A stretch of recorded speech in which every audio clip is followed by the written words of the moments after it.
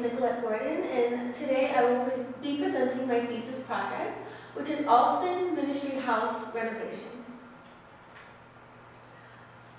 Culture is unfolding through this ministry house, as 8 congregations and organizations, like a twisting tide in the ocean, are forming together.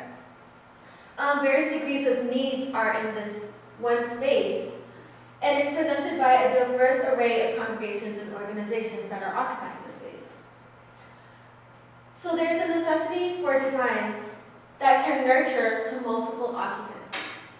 With each push and pull of spiritual uplifting design, a new wave of cleansing has the ability to be washed over each individual that experiences the space. The site location is in Alston, Massachusetts. This is an area that is considered very lively, and it has an assortment of old and new architecture. With a collaboration between residential and commercial areas, the town is shared between generations of all ages. There's also a recent flow of immigrants that is coming into the area, and students from all around in university in the surrounding area. The population is 64.55% of Alston is between the age of 20 and 34. So it is a rising population of young adults. And it's the neighborhood with the highest percentage of young adults in Boston. The specific building that is being renovated is located on 30 Gordon Street, which is in Alston, Massachusetts. Around that area, there are 9 different routes of transportation within a 5-minute walk. There's also a 10-minute drive from the Mass Turnpike, and right off of the church is a bicycle trail that's only a 15-minute walk from a shopping area. So there's a lot of access to the space, and it is right in the middle of a very developing community. Now we'll talk about the client briefly. So as I had said earlier during the introduction, the church is hosting 8 different separate congregations and organizations. Those will include International Community Church, Community of Love Christian Fellowship, Overseas Burmese Christian Fellowship, A2C Studio, Emmanuel Deaf Church, English Christian Jewel Christian Vive, Full Gospel Korean Church, and the Beam Project, which is an ELS program. There are various needs because of so many of the different occupants that are in there. From the list, you can realize that there is deaf church going on. There's also different languages being spoken. There are different cultures being experienced within the church. And this creates a drastic need for a space that can massage the needs of each organization and congregation. The vision of the church states that their vision is to be flexible and ever-changing urban church, which develops young leaders, pastors people in smaller groups, and hosts churches and organizations. A second layer vision is like it. We will join others in impacting a cultural shift towards vibrant Christianity with real hospitality, real community, real Messiah, real communication, and real relevance. Here is the existing building, and within the building I listed a few of the problem areas. So to begin, the main entrance is located here, which is off of Cambridge Street.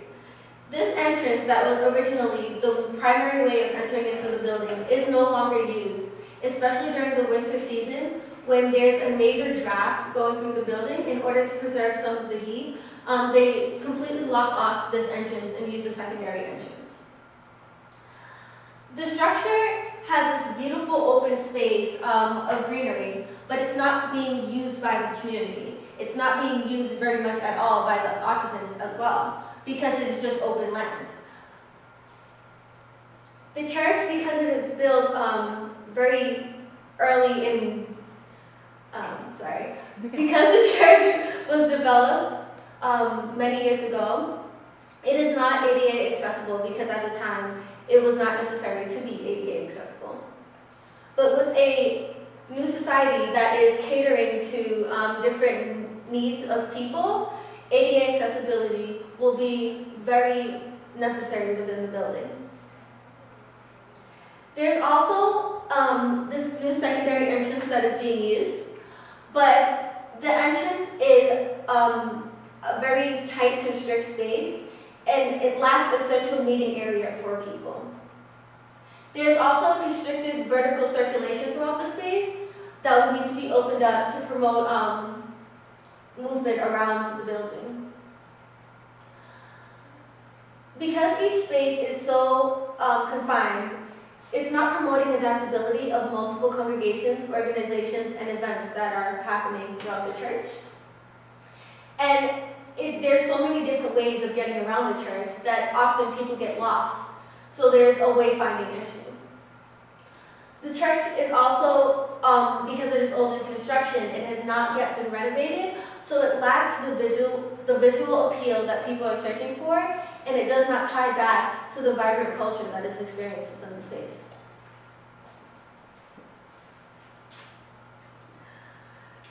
In order to connect back to the community, the front of the church would need to be worked on. For my project, I propose to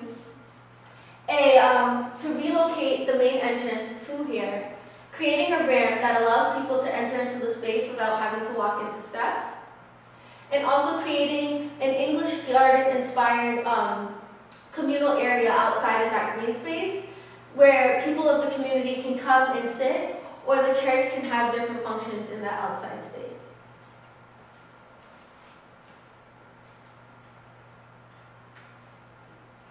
Here is my partie for my project. The partie is entitled Cleansing Water. Water, because the church is a Baptist church, water is a key element throughout the concept of the church. So with this partie, there are 8 folds that are cycling around one another, such as what water would do in the ocean. These cycles are working together towards spiritual rebirth, and that is the key concept for this project. I wanted to tie that partie into the building itself without necessarily thinking about each space individually.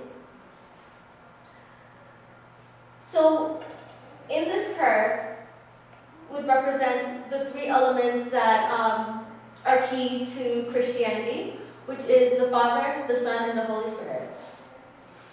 Here, the Father is replicated as the original portion of the church.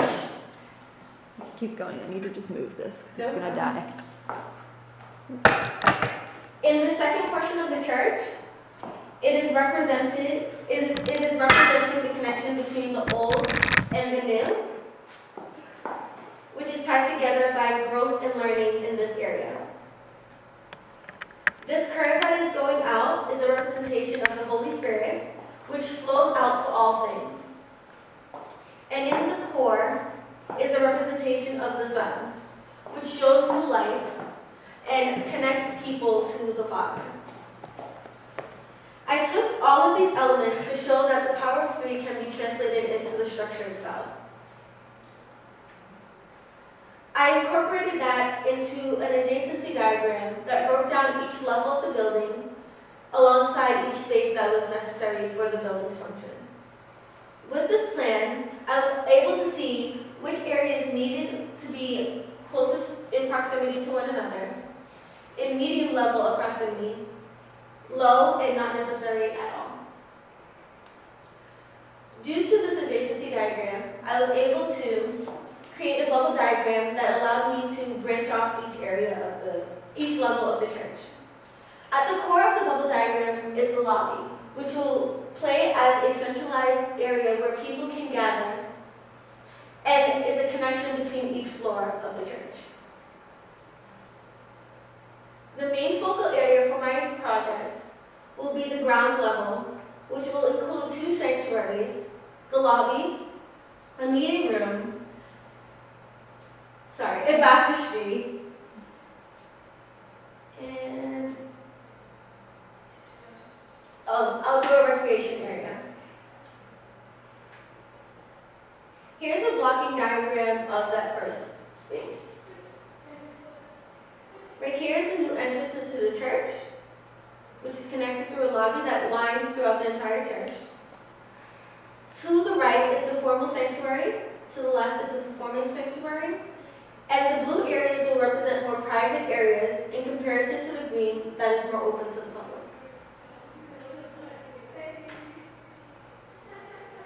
This is my schematic floor plan, showing the entire church in its entity. The way that it's being experienced shows a flow throughout the building as a whole.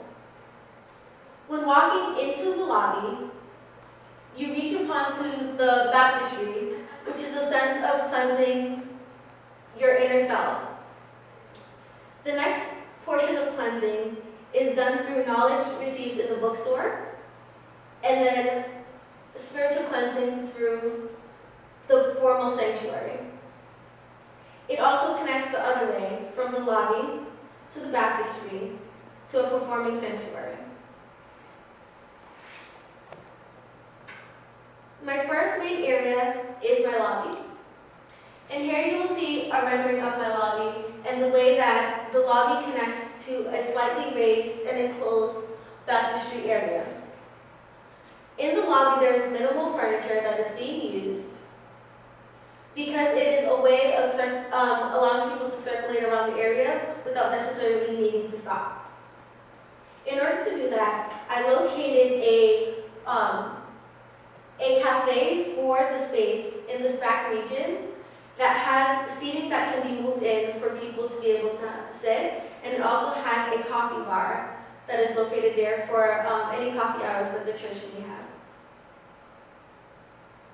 For the baptistry, we also have a robing station, or a robing room, that comes with a restroom where people can change and get ready for the baptistry. The color scheme for the lobby area is warmer, neutral colors because it is that first interaction that is warming people up to the experience of this church. The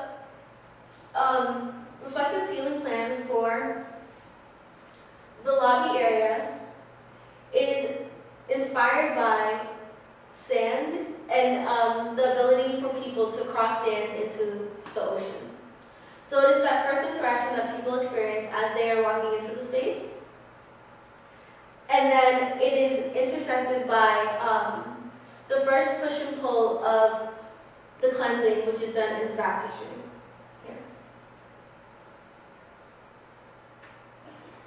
Here you'll see a vertical section of my building. The vertical section shows the relationship between the two levels of the lobby, from the ground level up to that slightly raised level where the sanctuaries are located. And then it also shows the connection between the lobby area and the baptistry itself and how people are using that space. Next is my main sanctuary. The main sanctuary is designed in a radial sense to show the rippling out of spiritual rebirth that is happening in the space. It was key to do this radial seating plan because we want people in the entire community of the church to experience the word of the minister that is preaching. So by circulating people around the altar, which is located in the center of the room, everyone feels equal within the space. I also redirected the way that people are sitting. So originally, the altar was facing this side of the wall. And by flipping the way that the altar is facing, it directs sound to go outward so that it may not disrupt the other performing sanctuary that we will be discussing next. The color scheme for this area is darker blues, and that is because people are being submerged almost as if they're underwater. which is reflected in the which is shown in the reflective ceiling plan. Here is a glass feature that is located on the ceiling of the sanctuary. And lighting is being used to shine upon the glass feature to give people the sense of being submerged underwater.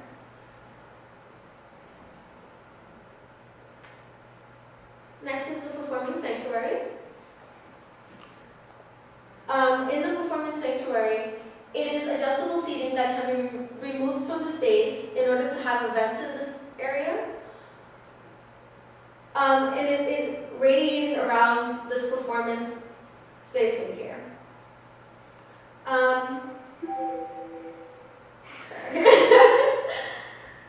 Lighter blues are being used because the performance sanctuary is an area that is similar to the tide of water. So it's where you're getting your last experience of being in the church. That is reflected in the reflective ceiling plan. And it's almost as if a wave is crashing over you from the ceiling. Here's a horizontal section showing the connection between the performance sanctuary and the formal sanctuary. As the colors transition from each space, you get that sense of moving from deep water to more shallow water. And here is the completed, the entire reflective ceiling plan. So as I spoke of, you walk into the lobby almost as if you're walking over sand, where you are hit by the shallow water of the baptistry, flowing into the deep submersion of the main sanctuary, and coming out from the performance area, where it's more shallow water, almost as if a wave was allowing you to be unleashed onto the rest of the community. And then here is some renderings of the spaces and how they would be used during different holiday seasons. So you'll see the main sanctuary during Christmas, or the performance sanctuary during Easter, when they'd be doing more performances. Because like I said, the space is being used by so many congregations and organizations, it is important to be able to picture the space as it is being used throughout the year, and not just in one time of the year. Here's a quote that I will be using to close off my presentation. I thank you so much for listening to my thesis presentation, and I hope the information that I presented